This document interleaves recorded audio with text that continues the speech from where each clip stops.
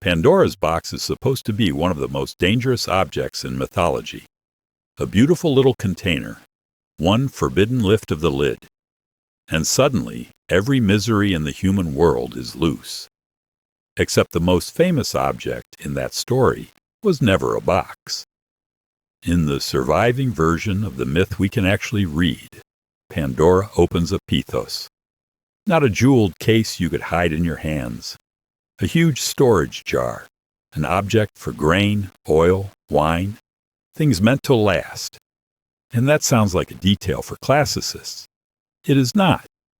Because the moment a massive jar becomes a neat little box, the story changes shape. The room changes. Pandora changes. Even the question of what hope is doing at the bottom changes. So this is not really the story of Pandora's box. It is the story of how one object became smaller, stranger, and far more famous than the story that came before it. First, the object. The Greek poet Hesiod tells the Pandora episode in Works and Days, a poem usually dated around the 7th century BCE. It is not a screenplay with a clear camera angle. It is a compact explanation for why mortal life contains work, illness, and trouble. In Hesiod's setup, Prometheus has stolen fire for humans. Zeus answers by preparing a trap. The gods make Pandora, give her beauty, skills, ornaments, and a dangerous set of traits. Then she is sent to Epimetheus, whose name is often translated as afterthought. He had been warned not to accept a gift from Zeus. He accepts it. Then comes the vessel. Hesiod calls it a pithos.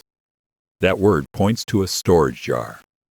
Think less of a jewelry box and more of a clay container with a body, a mouth, a lid, and a real physical presence in a household. That scale matters. A large jar is not just a mysterious prop delivered with Pandora. It belongs to the material world of storing things. Food, drink, supplies, the ordinary things people depend on to get through a year. Hesiod does not stop to tell us where the jar came from. He does not say Pandora carried it across a threshold. So we should not invent that scene and call it ancient Greek fact. What he does say is more unsettling. The lid is lifted. Miseries go out into the world. Labor, disease, the things that make mortal life hard. And one thing remains inside. Elpis. That word is usually translated as hope. Already the neat version of the story starts to wobble. Because Hesiod is not simply telling us that a curious woman ruined paradise with a pretty little box. The poem is explaining a world where humans work, grow sick, and die. A world that has become difficult after a conflict between gods and humans. And Pandora's motive? The poem is not a modern psychological portrait. It does not give us a clean sentence saying, she was curious, or malicious, or innocent. Later readers have supplied those motives, often very confidently. The ancient text leaves the question much less comfortable. Now, if Hesiod gives us a jar, where did the box come from? The answer is not an ancient secret. It is a translation history.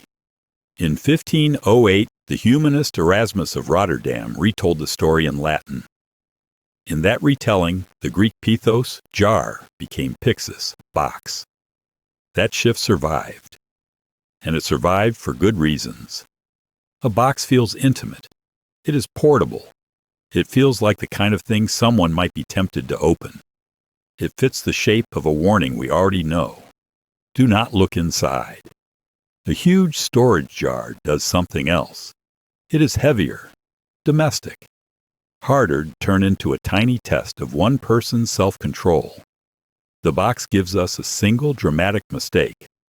The jar gives us a world already organized around storage, scarcity, work, and consequence. Neither object makes the story kind, but they focus our attention differently. And then there is hope. In the familiar version, hope sits safely at the bottom of the box, like a consolation prize. Everything bad escapes, but at least hope is left for us. That reading is possible.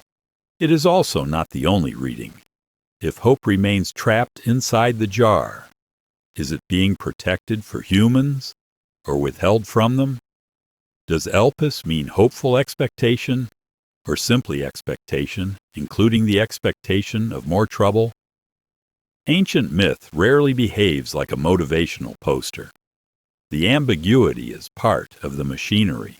There is even another Greek story, preserved in an Aesopic fable, that turns the image inside out. In that version, a jar contains good things. A person opens it, the good things fly away, and hope remains. Same container, different contents, different emotional logic.